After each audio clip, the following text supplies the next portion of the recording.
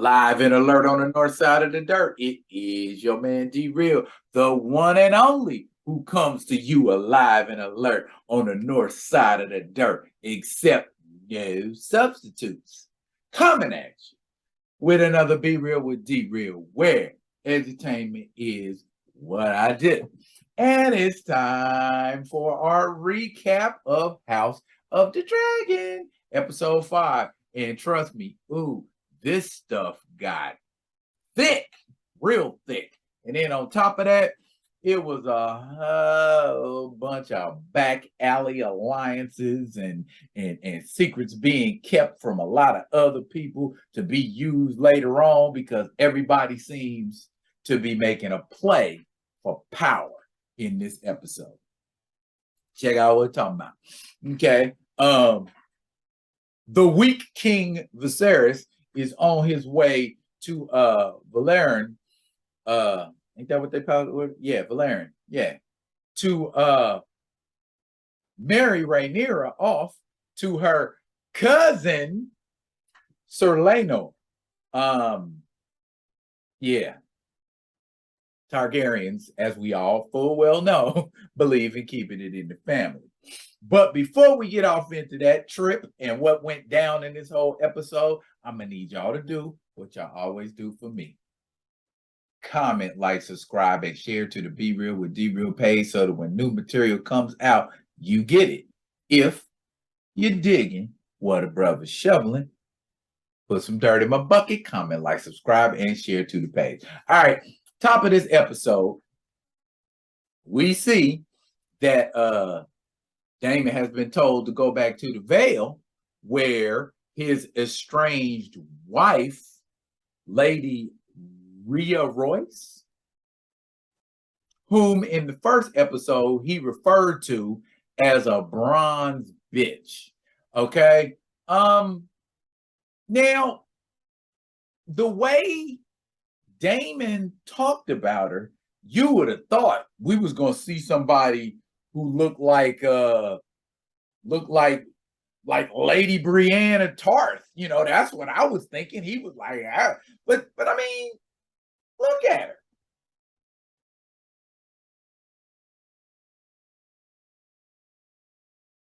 She's not bad looking.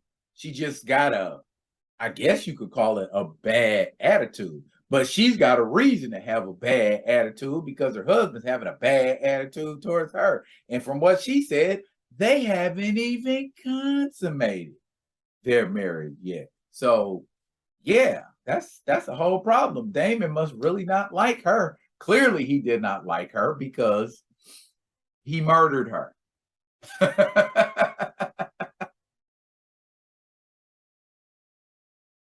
and he was cold-blooded about it too. Just, you know, she started making remarks about, oh, coward, this, that, and the other. You couldn't even finish the job. You just gonna leave me here with a broke neck and crippled. He like, oh, you mismistake me, my dear. I'm just finding a big enough rock to smash your head with. You know, and that was the end of that. And we move on to my man, Sir Criston. Let's talk about Sir Criston. Okay, I think Sir Criston smashing Rhaenyra was the worst thing that ever could have happened to him because he was one of the few people on that show that didn't have no ulterior motives, that wasn't being, you know, duplicitous and evil. And as the episode progresses, we find Sir Criston slowly slipping into the mouth of madness because when they're on their way to Valerian and him and Rhaenyra are talking, she's telling him about how she feels about him. But he like, I don't want to be your play toy. I don't want to be your play toy. I don't want to be, I want you to run off with me into the sunset, you know, but it's like, bruh, Sir Criston, you broke. You ain't a nobleman. Ain't no princess getting ready to run off with you. So he caught that he caught that Cardi B action. You know what I mean? Where it's like, broke boys don't deserve no kitty. I know that's right. So Sir Kristen, he's all broke up because he done broke his vows and he feels like he ain't a chaste knight anymore and he's no longer worthy of guarding the lady Rhaenyra. But he is. He just don't understand it. But meanwhile, when we make it to Lord Corliss's land and Rhaenyra meets up with her cousin Laenor, who she finds out is in what's the best way to say this? He's in a homosexual relationship with Joffrey of Lonmouth. Okay. And there's a scene where they kind of get a little hot and heavy. And yeah, so he sits down with Rhaenyra and they're like, hey, you know what? Let's just make it agree. You and me gotta do what we gotta do to further the royal bloodline along. And so your daddy would be happy. And so my daddy would be happy. But I got my little boy toy over here and I'm gonna do what I do. And I know you got you somebody, otherwise you wouldn't have proposed that we make this proposal in the first place. So there you go.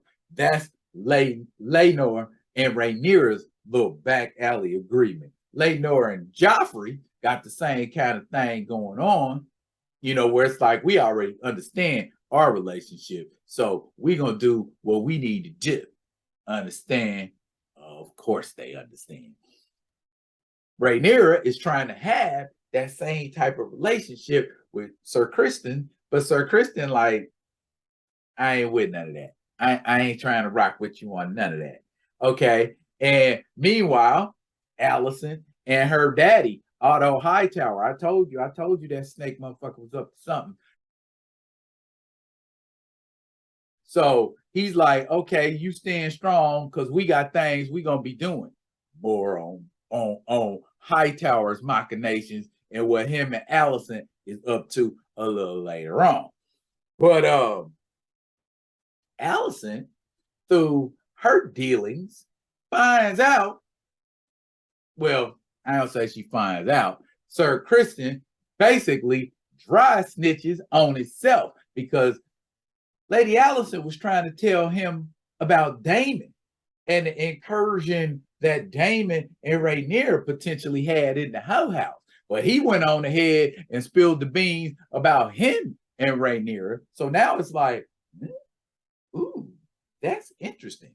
So that was enough information for her. And she's like, you can go. I got the pawns in place. I got the pieces in place that I need in place to do what I do.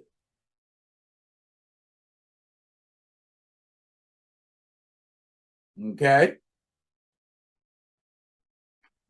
Now, there is, of course, the issue of what I like to call King Viserys just falling apart. My man just falling apart. When they get to Lord Corliss's land and his cousin Rhaenys comes out to shake his hand, she touches his hand where he got the broke off fingers on there, and he's like, ugh.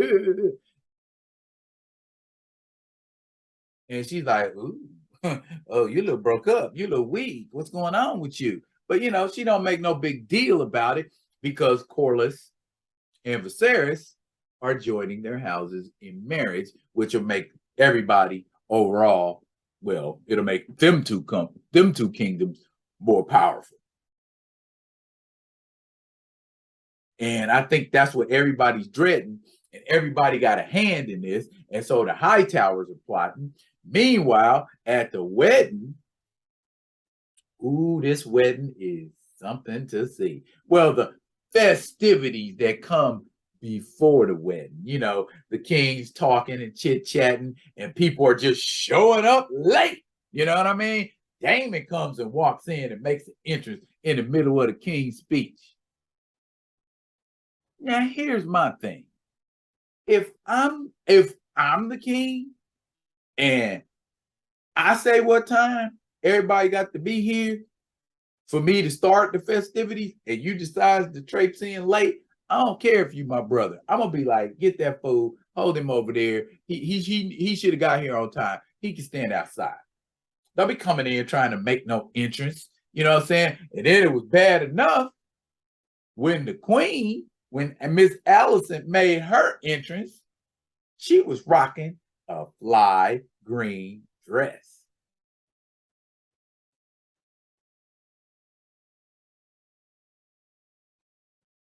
But then later on, we hear that when the Hightowers are getting ready to declare war, they rock their green. And everybody in the Hightower camp was rocking green at the wedding. Queen Allison came in rocking green at the wedding and rolled up on her husband like, how you doing, husband? And gave him kind of like a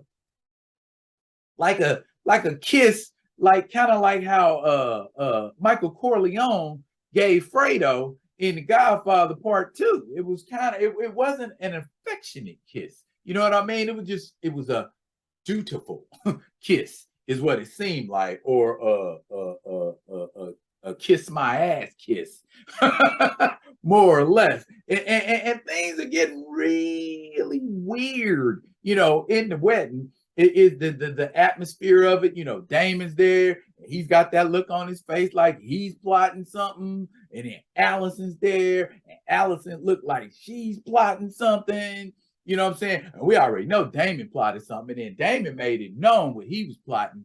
He waited for Lady Rhea's people to come to the wedding and was like, oh, if she didn't give me no heirs, I was supposed to inherit some land.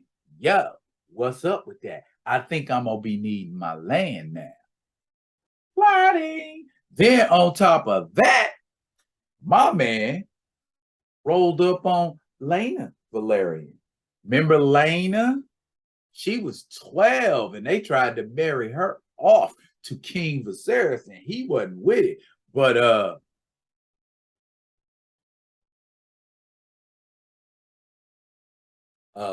Lena kind of grown up now. She looking a little more viable. And Damon looked like he's getting ready to take advantage of that because let's not forget, Miss Lena got a dragon. He got a dragon. I think that's all he wanted to do was get down with somebody who had a dragon. So he laid those roots. Then him and Rhaenyra, them the last two people that need to be standing, sitting, moving, talking together at all, because the king already know, man, you tried to smash, and I ain't liking that shit. So they talking, you know, in the Valerian tongue, and she's like, what you doing here? You know, why don't you just take me? Y'all know you got a weapon. Why don't you just take me back to Dragonstone and make me your queen? Huh? Is that really what Rhaenyra wanted? Or was she playing a game because Daemon was like, I know you ain't happy with this. But Daemon is making no move to extricate her from her situation. Besides that, she, like I said, she done already made a deal with Laenor. And now here's where everything went left. Joffrey and Laenor are standing together, and Joffrey figures out, oh, I know who Rhaenyra's boning. She's boning her bodyguard. Let me go over there and talk to him. Should kept your mouth shut, Joffrey. Should kept your mouth shut. So Joffrey, he decides to take it upon himself to go over and talk to Kristen and let him know, hey, me and you got to protect this marriage because we both got a vested personal interest. And you know what I'm talking about. So he knows, the queen knows. I guess that was just something Kristen just snapped. And at that point, pandemonium in the wedding. scuffling, fighting, folks hollering, screaming. Rhaenyra's out there on the floor. She's screaming for Rhaenyra. Rhaenyra, come get me. Rhaenyra gets smacked up, thrown across the table. But you know, I'm getting kind of the feeling Rhaenyra's all right as a warrior, but without his dragon and without some armor on, he ain't as gangster as he should be. Either way, he gets knocked out. Kristen decides to take it upon himself and beat the, well, I ain't gonna say beat the daylights out of him, but he beat Joffrey until his face was like hamburgers. You could stick your hand inside his eye socket. And it is, I mean, he just, well, you know Game of Thrones. You know how Game of Thrones get down. They do not spare anything when it comes to the violence. And there's always a scene, at least one scene, where there's some ultra mega violence. The death of Rhea Joyce, you know, when what happened, you know, Daemon made the horse rear back and Lady Rhea fell back on her neck and broke her neck. That was kind of, ooh, and then, you know, because the horse fell on top of her crunch, you know what I mean? And that was like, ooh, you know what I mean? Then my man Christian here just blah, blah, blah, blah, blah. And when he's done, Joffrey got ground beef face. But you know, after all of that, they still have the wedding. After all of, they like, man, bump that. Y'all two are getting married. And they get married, and the king falls out. A lot of people think the king is dead, but he's not. As we see in the upcoming previews, the king is very much alive, and some more time has elapsed. As far as how much? Enough to where the actresses who play Rhaenyra and Alicent are replaced by older versions. So we're going to see an older Rhaenyra, a grown Rhaenyra. We're going to see a grown Queen Alicent. Now, here's my guess. Here's my guess about what's going to happen. Queen Alicent is going to become a Cersei type. At least that's what I'm thinking. I could be wrong, but I think after everything done went on, you booted my daddy out of the hand. I thought you was my best friend, and then come to find out, I asked you, was you in the whorehouse boning? You said no. Later on, I come to find out you've been boning your bodyguard and all of this. I don't know how I feel about the Targaryens. Now, you know what? I got to keep my loyalties to the Hightowers. So I'm feeling like Alicent gonna be a factor in the power struggle. She's definitely gonna be a factor in the power struggle. Rhaenyra and Rhaenyra, we already know they getting ready to be a factor. But now Laena and Daemon might end up marrying, linking up. So you got the Targaryens and the Valerians marrying off to each other. Yeah, I get it's still the same family, so it don't even matter. But there's gonna be conflict. Okay, what's happening? What's getting ready to go down?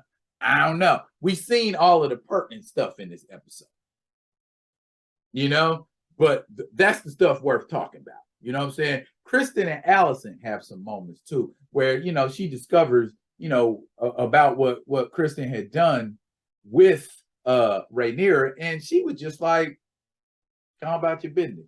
Then later on, after he beats Joffrey in the hamburger beat, he's going out into the courtyard to off himself, and he puts this knife up to him. And just before he's getting ready to jig himself, Alicent rolls up on him. Sir Kristen, we don't know what was said. We don't know what was done. But apparently, Sir Kristen didn't off himself. What's gonna happen? I think we getting ready to see the next level on House of the Dragon. Like I said, I think Alicent's getting ready to ascend to Cersei levels.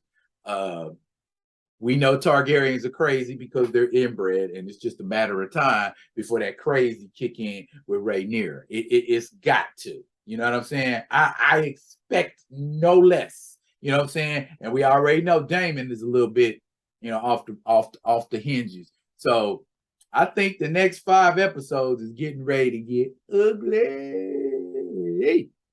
What y'all think?